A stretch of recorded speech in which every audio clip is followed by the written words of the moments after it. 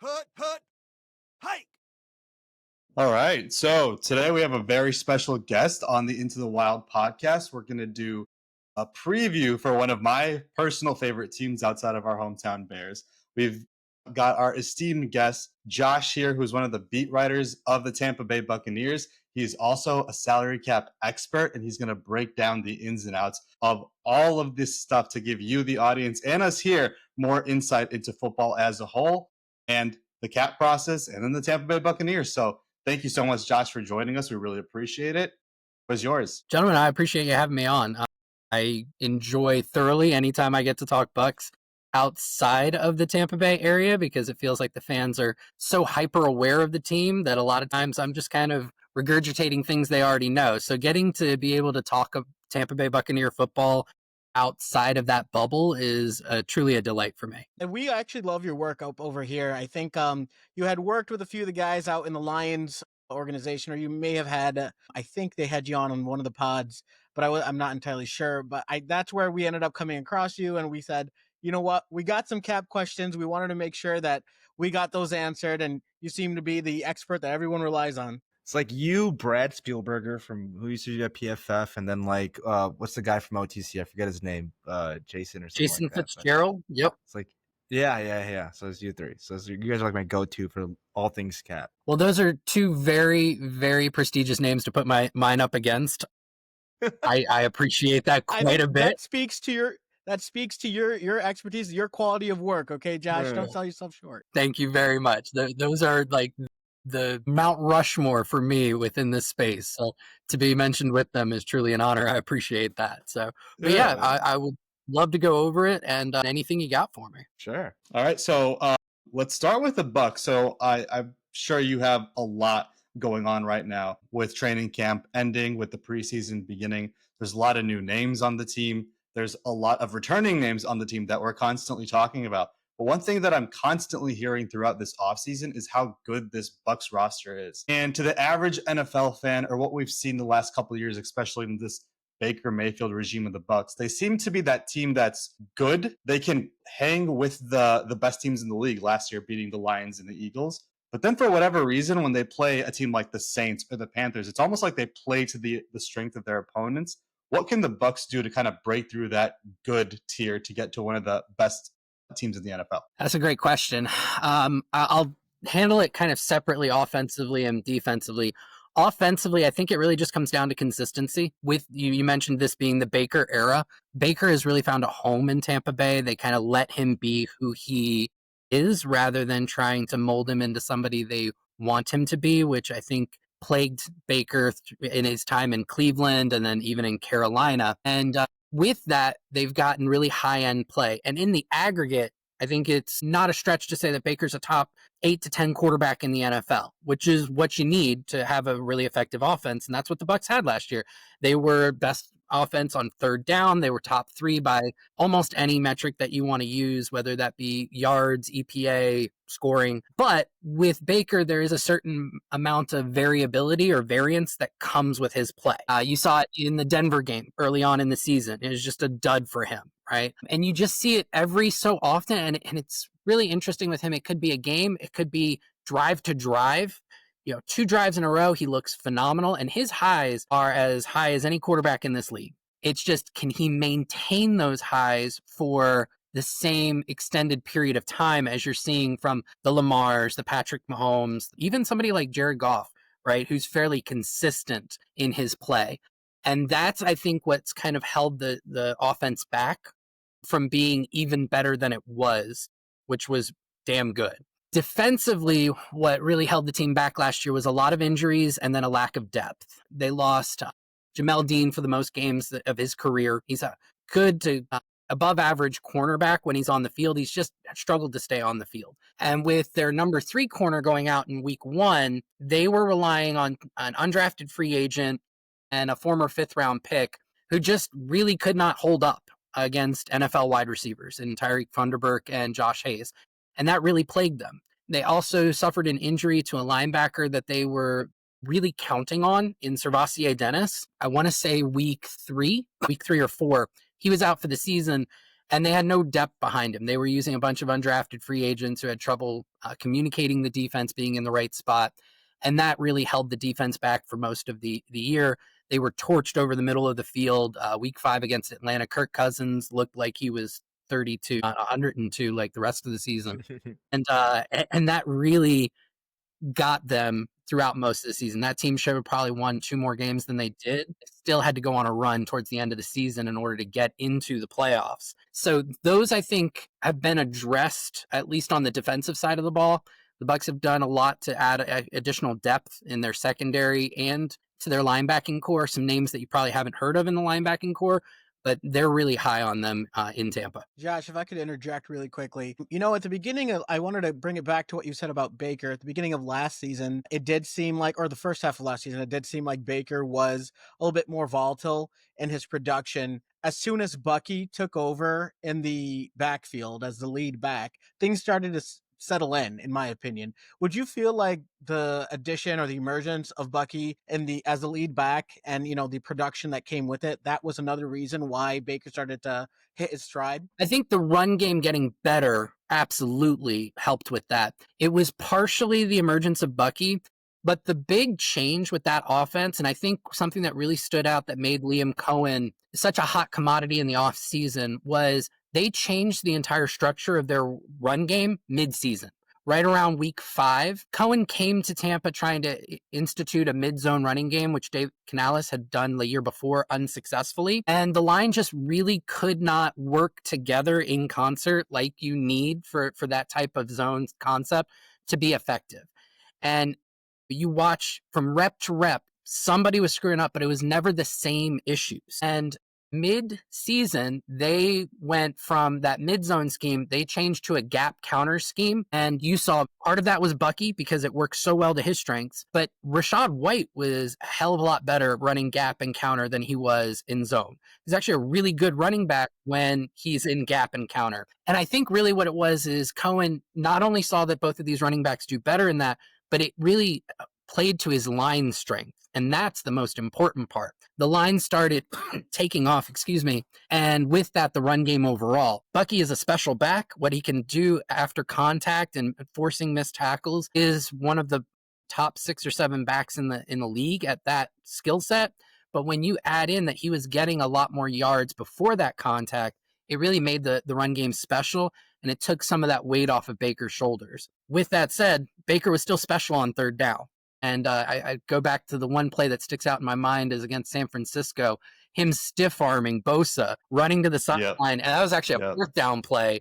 And then throwing, and a lot of people don't even realize that he wasn't even throwing for Rachaad White. Rachaad White just picked that ball out of the air. There was a lot of special magic between the design on third down and what Baker was able to also bring to the table just in terms of outer structure play. Yeah, this might be just my observation as a Baker supporter, homer, whatever you want to call it. For whatever reason, it's like the primetime game, he performs so well when the lights are on him. And then the next game, it's in Tampa. It's a 12 p.m., 3 p.m. game during the day. And his play just goes away, even to an inferior opponent. And I want to bring this up because we on this podcast call Baker the head coach maker. And we've got, once again, another offensive coordinator stepping in. I mean, others all them too. But we got another candidate to be head coach next year, maybe, in Josh Grizzard. What does he bring to the table that differs from Liam Cohen's game? And what are the vibes in camp right now with the new offense that he's installing? Yeah, with Grizzard, I think the vibes are really high, especially coming off of the preseason game just last night against the Titans. What first stringers were in terms of the receiving group looked really special, and he called a really solid game. He made Kyle Trask look like somebody where you're like, why hasn't that guy gotten starts to this point in his career? So I think that everybody is very high on Grizzard. What does he bring to the table? So he got the year with Cohen. He spent a couple years with Mike McDaniel down in Miami. So you may see a little bit more 12 personnel, especially early in the season if Tristan Wirfs can't go. I think you could see more Payne Durham, even with that special group of wide receivers, just on early downs to help the offense get some rhythm. But with Grizzard, it just comes down to the fact that he has had a ton of exposure to a lot of different systems because he was in Miami for quite a while before working with McDaniels. So he said that the system is going to be largely the same from last year. What I'm excited to see is what elements of that McDaniel offense can he bring to this particular group of players. So then with the addition of like Emeka Egbuka, like in terms of, so prior to like when I was watching the Bucs and trying to get a feel of like how Chris Godwin plays that power slot role, it seems like Emeka Egbuka is one of those type of wide receivers that could do the same type of things that Chris Godwin can. Now, when I thought about this question, Chris Godwin was still planning on playing for the season, but now that he's gone, like, do we expect Jalen McMillan to take over that role along with Egbuka?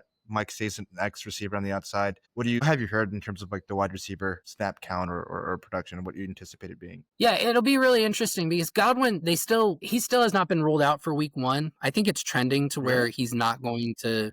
Yep, they still have not officially made that announcement. We asked Jason Licht about it earlier this past week, and he was still non-committal to what they're going to do with him. He is expected to play this year. Whether that is he starts the season on the PUP list and comes back, say, week 5, it still remains to be seen, but they haven't ruled out week 1. With that said, with Egbuka there, I don't think anybody's pushing Chris to be ready for week 1. Right. I think everybody feels comfortable that a top 3 of Mike Evans, Jalen McMillan, and Emeka Egbuka is a pretty damn good top 3 that you can get by with for quite a while. But when Godwin comes back, that is a really interesting question. I think the thing with Egbuka and what the team continually praises him for is they love his versatility in terms of he can play the F that you mentioned, that power slot role. He can play the X, and he can play the Z. Evans is kind of locked into that X. He's become a Hall of Famer in that role, right?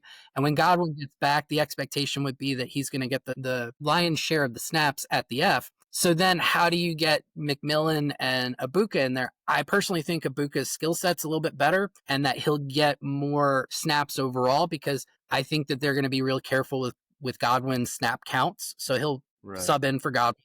He'll play the X when Mike needs a series off or so, and then he's going to split some time at the Z with McMillan. McMillan is a little bit more role defined. He's really at his best as the Z. And so because of that, I think he's still going to maybe be the starter in that role, but he's going to need some series off, and Abuka's going to pick up those series, and he's going to pick up the Chris series, and he's going to pick up the Mike series.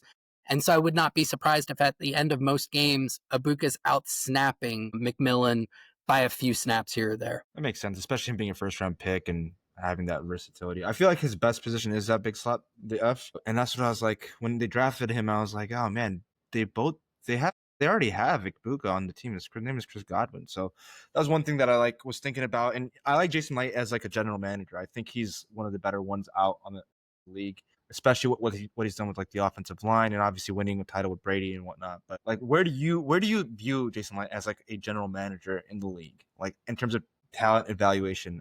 I know there might be a point now in the season or in this time around where he's getting a lot of heat for retaining Todd Bowles. Where do you see him as an overall GM decision maker amongst the league GMs? Yeah, in terms of a talent evaluator, he's got to be top 3 in my opinion.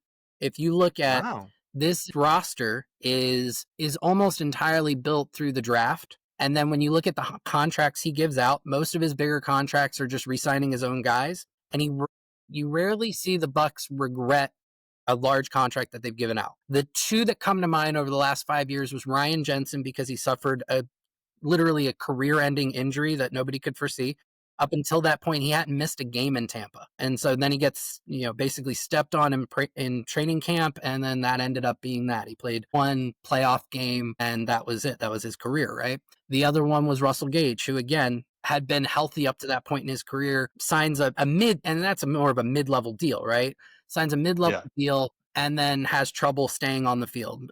Multiple lower body injuries that just kept him out of the off the roster, really, because he was always injured.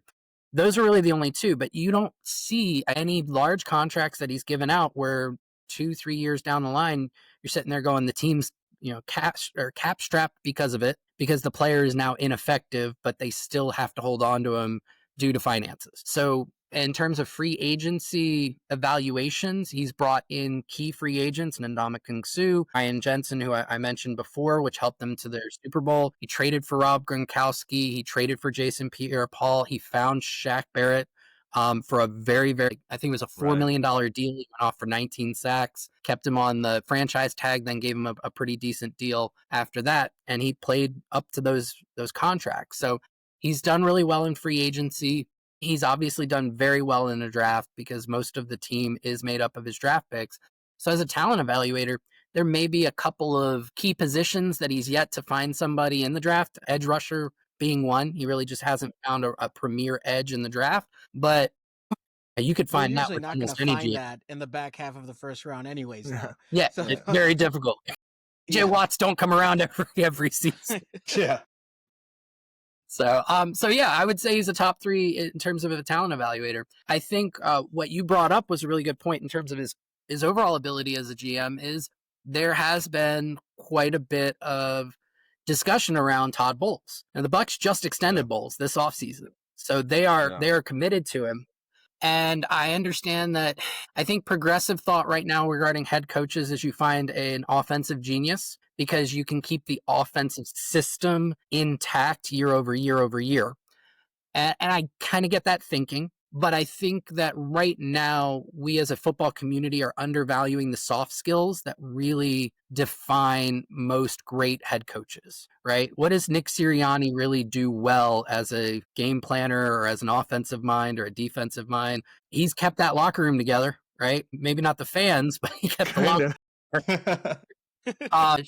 Sean McVay, he's praised for what he can do with X's and O's on a whiteboard, but you hear anybody who's not Jared Goff talk about him and they all love him, right? I mean, they think he's absolutely amazing the way that he carries himself and the way that he talks to people. And I think that that is an undervalued trait in NFL discourse right now, and it's one that Todd Bowles has. They've won the division, I think, 3 years in a row now. In all 3 years, around midseason, they were below 500.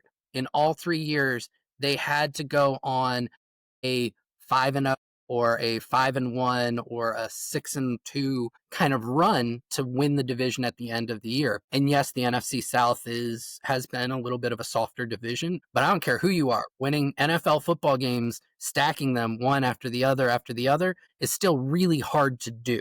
And he's been able to navigate that. He's never lost his locker room. He's always had his players in his corner, and he's been able to pull that off 3 years in a row. That's indicative of a good head coach. The other thing that I think the team and Light specifically really appreciates about Todd Bowles is he's willing to look at his deficiencies and address them. And one of the main things that regarding that this past offseason is they did hire somebody to help him with game management decisions, which hasn't been a strength of his. And Todd was the one who proactively said, let's go out and do this. Let's get somebody who can help me be better at that. And in a field where ego is big with most people who have that role, to be able to say, this is what I don't do well, this is what I need help in, and to actively seek out that help to be a better version of yourself, that's a rare trait that I think Light and the Buccaneers leadership really appreciates. Just want to expand on that point. Has anyone in the Bucs organization or has Todd himself ever talked about bringing the game manager on, specifically how that is going to go about in game? How do they plan on implementing that? There has been. I will admit I'm not the most up on those conversations, but from what I've heard, that person's going to be in the box and they are going to have like a live mic on game day and they're going to be talking with him during those situations. So he's going to have active in the moment conversations surrounding that to help him make the best decision possible. Great.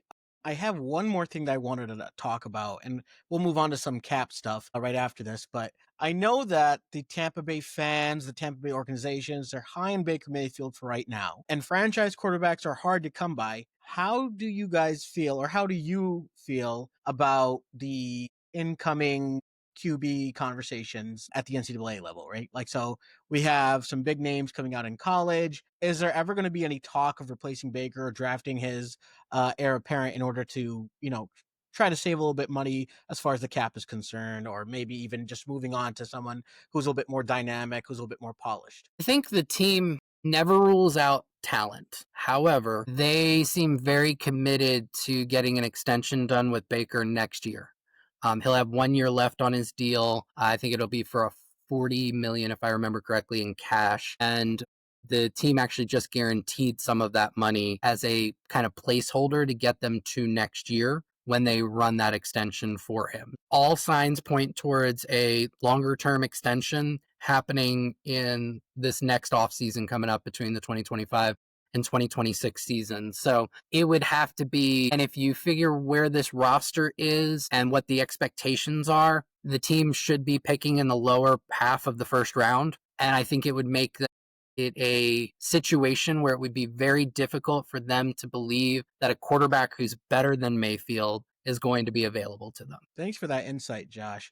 Let's move on over to the cap questions. Now, this was something that we had talked about on our pod previously, but the influx of guaranteed contracts for the second round picks, how are these kids able to get this kind of leverage? I know that we had mentioned previously Carson Schweissinger and Jaden Higgins as good prospects, but what happened where all these agents started to negotiate this fully guaranteed contract? Like, what was the precedent that set that in motion? Yeah, I think you had a few converging elements. The first is with Schlesinger and Higgins. They were both working with progressive front offices that are willing to kind of take those leaps with Houston and Cleveland respectively, or I should say Cleveland and Houston respectively, as I said those names. So that started it, getting it into the second round. But the really unique situation was a lot of these second rounders need to send thank you cards to Derek Carr. And the reason when Carr was, before he retired, yes, the Saints had drafted Tyler Shuck, but it wasn't, Shuck probably wasn't going to start year one, but they had invested a significant resource as a part of a rebuilding team into him. And then with Carr retiring, now it's basically the keys to the car have been given, or keys to the kingdom have been given to Shuck. And he hadn't signed his deal yet because second rounders tend to not sign until very late. So all signs pointed to basically the team was, for lack of a better word, now married to Shuck as their franchise quarterback going forward.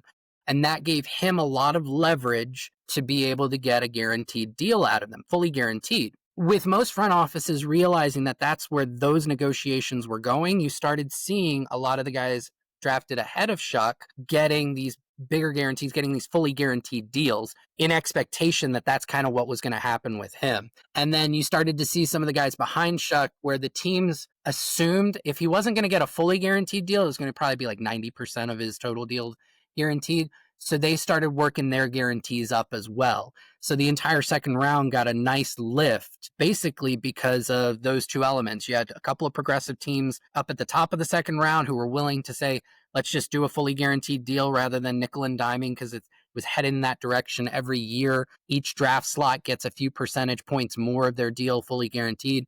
And we had just come off of all first rounders now are fully guaranteed. So it made sense that 33 and 34 were going that way. And then with Shuck, it just created this very unique situation that helped the entire. So you see that trickling into the third round eventually, or even going forward next year by continuing the trend? I think there will be a time in the future, unless it's addressed in the CBA in 2030, where all day one and day two picks probably get fully guaranteed deals. Wow. That really comes down to is teams don't want to guarantee deals for draft picks that they aren't certain are going to be on the team. And that not just in the year that they're drafted, but we're talking, throughout the full deal, the full 4 years. And most teams, when they draft somebody on day two, they're like, this is a guy we are going to have for the next 4 years. So I think down the line, you will get to a point where all second rounders are fully guaranteed and third rounders will probably get guarantees into year 3, possibly into year 4, depending on how much their agents push for it. Wow, that's incredible. I always thought we would see things develop differently for the second round picks in terms of just the top 10 being the 100%ers and then I think 90% all the way down. I've always wondered is there another way that people would start using to, I don't know, change the way they draft now with the way that these contracts are structured? I don't think it's going to change drafting at all, to be completely honest with you, because again, I think that teams understand that with their first and second rounders, you're looking for somebody who's going to be starting by year 2 and is going to play out their full 4-year deal, especially because the second and third round deals, they're not that expensive of contracts. So even if you are guaranteeing the whole thing, and you're going to give these players at least 2 years to really establish themselves. So if you get to year 3 and you're like, this guy just absolutely is a bust, he's not getting it, or you have a leadership change at that point, you can still cut a day 2 pick with a fully guaranteed deal in year 3, and it's not going to substantially change how you operate in terms of cap or cash spend. Gotcha. Okay. Cool. I think So the there's like big a thing saying there will around. come down to the offsets, to be honest with you. And that's where teams will be negotiating the offsets meticulously, because at that point, if you do let a guy go in year 3, if he signs on with somebody else, as long as you have your offsets negotiated, whatever the new team's paying him, you get to take off of what you're charged on the cap. Could you explain to me what an offset is? I know a little bit about cap, but I'm not sure what an offset is. Yeah. So it basically means if I, let's say you're my draft pick, right? And I owe you $2 million this year, and I cut you, right? And I still owe you that $2 million. But if Nadeem signs you in Chicago to $1 million deal, now I don't owe you 1 million of the 2 million that I did owe you. He's offsetting that. It Gotcha, prevents gotcha. players from double dipping, and it helps the teams a little bit on the back end. So that Really, that's interesting. so that's like when like Aaron Rodgers got like when he got cut, and they're like, no, Russell Wilson. That's what I'm talking about. When they cut Russell him, Wilson, the 37 million and dead they're like, cap. Why and he they were- was and they were- so he didn't care Cheap, about yeah. paying for a lot of money for Pittsburgh, because he was still Yeah. going to get a ton of the Denver money, and probably Yeah. part of him wanted to stick it to Denver and not give them a whole lot of help, right? Yeah. So if That's he took interesting. more money, that would have offset the dead cap from Denver. Oh wow, okay, That is so that's funny. interesting. There you go. Did not know that. I've always wondered how that worked, but I was That like, didn't.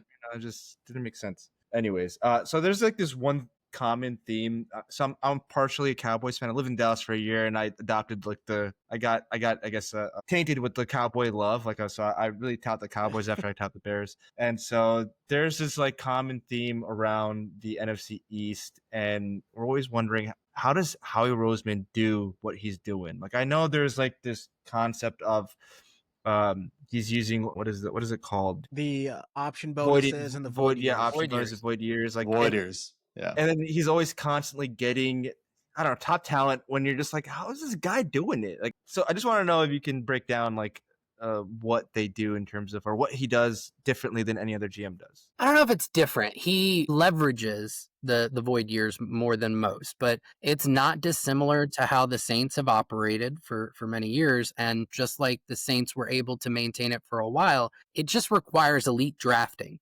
Because yes, he signs a lot of these guys to big extensions and basically converts a ton of those option bonuses so that it keeps the cap hits low in the current years. But as those years move on, he has to have young, cheap talent to help fill in some of those gaps, right? So, for example, they traded CJ Gardner-Johnson. They didn't go out and sign somebody externally to replace him, right? They're counting on younger guys to kind of fill in that void. Same thing with Josh Sweat, right? They let Sweat go because they got Nolan Smith and they got Jalix Hunt and they got Matt Judon on a cheap deal, and they feel like that's going to help replicate that. So it's about really rewarding the top tier talent on their team to those big deals, not paying too much for the mid-tier talent, and then continuing to replace and replenish through elite drafting. If he goes through 2 or 3 years of bad drafts, you're going to see a Saints-like situation or some really hard decisions where they do kind of a reset. So that, I think, is the big thing that Roseman is relying on. And so far it's worked, and I'm not going to sit there and badmouth him for it. They've been drafting really well for about 4 or 5 years, and they're absolutely enjoying the fruits of those labors. So bringing actually that back around, you see that they had a lot of key losses on the defensive line in the secondary. This defense is going through a revamp. They got guys like Darius Slay, Josh Sweat, Milton Williams, really leaders in that locker room that are gone now. They've got a guy, an aging Lane Johnson. They're shifting Mailata. There's so much going on with this team. And obviously on top of the Super Bowl win, the amount of touches Saquon Barkley has had, we can expect a little bit of a decline with the Philadelphia Eagles. They don't seem to be that juggernaut. The Detroit Lions are another team at the top of the NFC that also lost Frank Ragnow. They lost both those coordinators. Kind of recipe for a repeat of what we saw with the 23 Eagles. Going back to the NFC South, can the Tampa Bay Buccaneers this year kind of ascend to that team with the roster additions that they have, with all the good vibes going into Tampa? Can they become an elite team in the NFC this year? I think it's possible. I think one of the biggest things that it hinges on, besides every team, really, quarterback health, really comes down to their defensive line and specifically their top four. And those edges are really, really important. Hassan Reddick was somebody that Jason Licht brought in, betting on him similarly to how he bet on Baker just a few years ago. Smaller deal because there's a red flag attached to Reddick with everything that happened last year with the Jets, but the tape's still really good. And he's right at 30. So this is his last opportunity to kind of get a payday. If Reddick can complement Diaby and create that extra pressure off the other side, I think that allows Bowles to blitz more from a creative position rather than a position of necessity, which has kind of been what's had to happen the last couple of years. And I think it makes things easier on the back seven. That, along with the additional depth in the secondary, I think can make the defense a lot better than most outside of Tampa realize that they can be. But if Reddick goes down or Diaby goes down, there are some real question marks in that edge room, especially because a rookie they really liked in fifth rounder David Walker. He tore his ACL and he's going to be out for the season. That was somebody I think the team really was low key counting on to give them that second wave of edge pressure. So that one hurts. But if Reddick can stay healthy along with Diaby, they have a chance to be really special because it's not just you have four good pass rushers. Those two, and Diaby ascended last year. He may not be a household name outside of Tampa, but he was top 10 in pressures across the NFL. So you have him, you have Reddick, you have Vita Vea, who's still a massive force and can still pressure the quarterback from the nose. And Kalijah Cansey is very much in that mold of Ed Oliver. I'm loath to use this name, Aaron Donald, but very much in that mold, just not nearly as dominant as Donald. The four of them are really good, and they're complementary of each other. You have one side, Yabi and Vea, where they can really dent the pocket and create a lot of closing in around the quarterback. And then you've got two quicker guys who can kind of win on the edge or get around the pocket in Cansey and Reddick. So they really complement each other really well. And so if they can stay healthy up front with those four, yes, I think that the Bucs will easily win the South, have a high seed, not be a place anybody wants to go to play, and they have a puncher's chance against any of the top teams in the NFC in a 1v1 matchup in the playoffs. So they're over under right now. Vegas has them at 9.5. Do you see that as an over then? I would hammer the over. Yeah, for sure. And then just going through the rest of the division, again, the Bucs are now because the Baker love one of my other teams, but a team that I feel like doesn't get enough credit, especially with the moves they made, the talent that they have, is the Atlanta Falcons. And we saw glimpses of Michael Penix being good. Their over-under is at 7.5. And to me, that just doesn't compute because I feel like every year it's them and the Bucs neck and neck.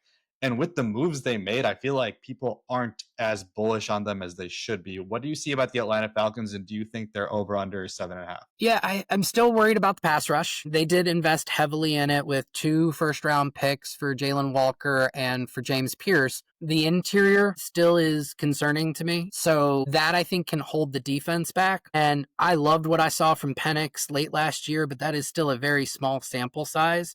There's still probably going to be some rookie struggles that he goes through. So I think there's enough variance there that I can understand why Vegas is a little bit more hesitant on them. With that, I would still put them at 8 to 9 wins. So I would probably take the over there. I'm generally higher on 3 of the 4 teams in the South than I think public perception is. Really? Yeah, and it also feels like Atlanta's offense is almost the perfect place that you would want to place a young, unproven quarterback, right? Because they have an established offensive line.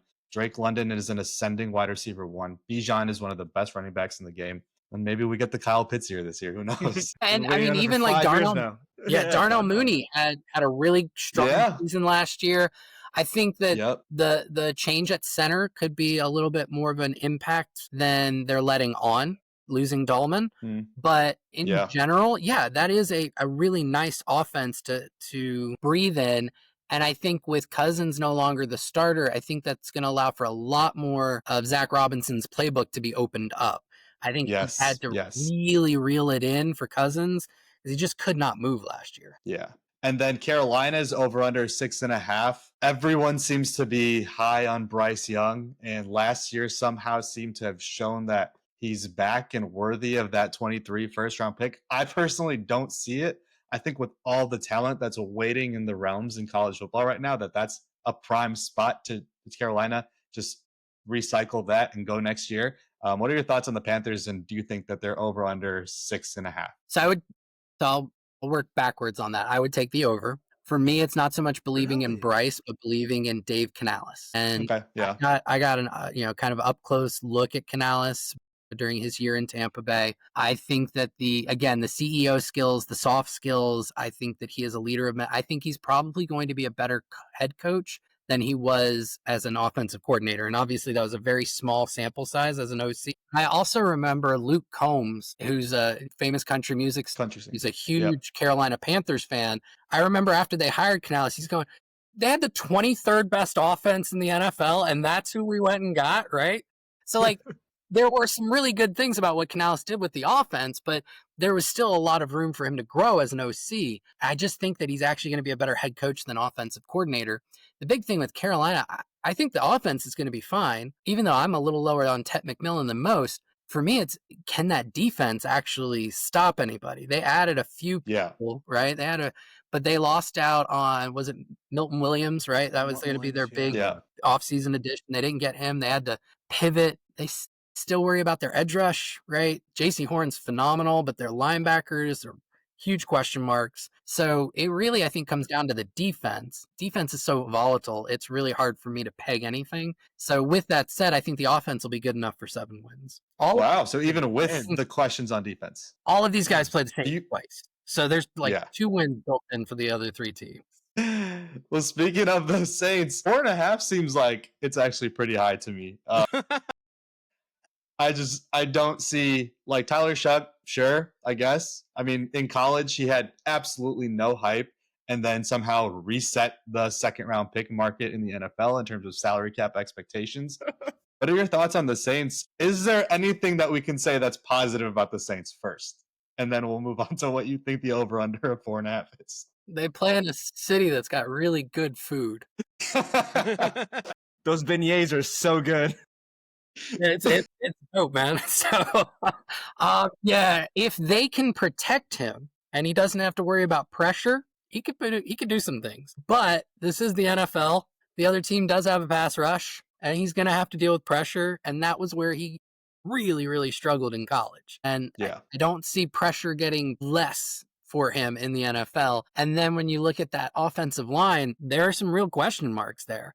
So it's not like he's being put in a situation where he's behind the Eagles line or he's behind the Bucs line or he's behind Detroit's line last year. There are some real issues, right? Or question marks.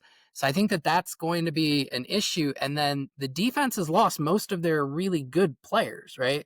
Like they used to have an elite secondary. They just had a retirement with, Tyrann Mathieu. They lost a Debo in the offseason. They traded away Lattimore, right? So like this is a really rebuilt secondary. Demario Davis is an ageless wonder. I'm not going to speak bad about Demario Davis. He's still phenomenal. But even the pass rush, it's not what it used to be. That used to be their calling card was defense. I think you're going to see some regression there. And I don't believe in the offense with Shuck behind the center. So you would go under on the 4.5? I would. It's a low number, but yeah, I'd still go lower on that one. All I'm hearing out of them is picking like in the top 3 next year. They seem like a team that wants Garrett Nussmeier to be their quarterback next year. Yeah, moving. That's all what I'm hearing. Yeah, his daddy's the coach over there, so yeah. Okay, a couple last question, just broad. We obviously are a Bears and a Lions podcast, and I would be remiss if I didn't ask you about this guy right here, Mr. Caleb Williams, and what you think of the NFC North overall between the Bears and Lions, Packers. Man, it's a division I wouldn't want to be in. That's some tough stuff. I'm so intrigued to see what Chicago's offense looks like this year from multiple different places. Like Ben Johnson seems like he's somebody who wants his quarterback to play on time and in rhythm. And that seems to be the antithesis of how Caleb succeeds. So the marriage there, I was very skeptical of how they rebuilt the interior offensive line, just because it was like grabbing the best way I can explain it. It's like grabbing the best part out of 3 different cars and hoping that they all work on the same engine, right? Okay. Yeah. Dahlman's this wide zone like center, but like Johnson likes a lot of this gap stuff, right? So like, is he going to be able to succeed in that run scheme? And even then, like Dahlman as a pass protector, you look at what he does in like true pass sets, like long and late stuff. He's not like a really good pass protector. Yeah. Yep. That worries me. And then trading for, it was what, Jonah Jackson from the Rams, like he's coming off of some rough time. Like he wasn't great at the end in Detroit, and then he looked terrible in LA. So you're betting on this bounce back, and then obviously the age concerns with Thuney. So all 3 of those guys had like some real question marks. I was honestly hoping the Bears would make a play for Robert Hainsey. I thought he would have been a better center for them than Dahlman, even if it was much more of a low key signings.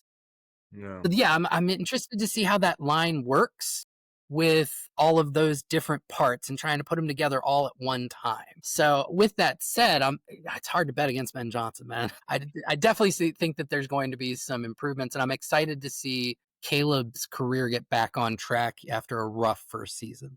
As far as Detroit, I'm such a big believer in Dan Campbell. I get that he lost both his coordinators, but I feel like he had way more hands in the cookie jar with that offense, that I feel good that the offense is still going to work well as long as the offensive line can continue to hold up. Like that's... Josh, you and I are on the same page. Yeah. Me and the guys had a nasty argument last week exactly about this.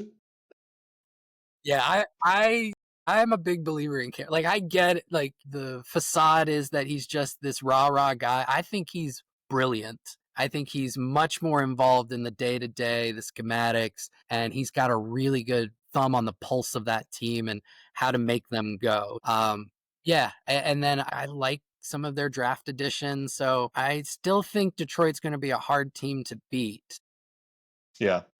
And then just the division, and I see that is, I don't know who I would have winning the division, because I know a lot of people are high on Green Bay, but I don't believe in Lafley quite as much as most. No, I don't either. And I think they just ran back the same team. They didn't make any additions or they spent $19 million on Aaron Banks. And I really, really believe in O'Connell and Flores. Yeah. The team and what they've added to that defense, I think can be really special. So if I had to peg it right now, I think I would go Detroit, Minnesota, Green Bay, Chicago. Wow. Okay. Minnesota, same as last year. Yeah. With JJ, I think Josh is trying to say... I think Josh is not saying, he's not behind JJ like that. JJ just needs to play mistake free. Everyone else will take care of the rest. That's what it is. Kevin O'Connell made Josh Dobbs look good for 3 weeks. I think he can make JJ McCarthy drive the bus for a year. It's not so much the belief in JJ. I think KO It's the coaches. Real special kind of guy, especially when it comes to what he can get out of his quarterbacks. Awesome. Well, thank you so much for your time. I just have one last question. I promise we'll get you out of here. You've been so gracious with your time. You seem like you have a lot of knowledge in the college football space. Who are the top 5 quarterbacks in college football right now? All right. So full transparency. I'm not a guy who likes to BS people. I don't get into the college football landscape till the off season. So I would not be a knowledgeable voice on this. I look specifically at draft prospects right around late December, early January, straight up to the draft. I do not have enough runway to be able to pay attention to college football during the season. So it's just... Who do you expect to be there at the top next year? I do think Nussmeier. I don't think Arch, from everything I've heard, I don't think Arch comes out. Yeah, no. And then the kid from, I've heard good things about the kid from Indiana. Is his last name Mendoza? Yeah, Francisco Mendoza. Yeah. Or Fernando Mendoza. Those will be the 2 that I have some periphery awareness of right now. Awesome. All right. Well, again, thank you so much for your time. This has been such an insightful and just a great conversation. We appreciate you so much. Oh, it's Yeah, been a thanks, blast, guys. Josh. Anytime you want to have me on in the future, please keep me in mind. Josh, you are Of our course, for first sure. interview over in Into the Wild. We really appreciate you. This was awesome. We're going to keep an eye out for your work over at Pewter, okay? Appreciate Awesome. you guys. Have a great night. Yep, Thanks, you Josh. as well. Thanks, Josh. All right. So go ahead and give Josh a follow, Josh_Queipo on Twitter. He's a cap analyst for the Pewter Report and does great work over there. We appreciate him for coming on. As always, for Wase and Adil, I'm Nadim. We'll see you next time.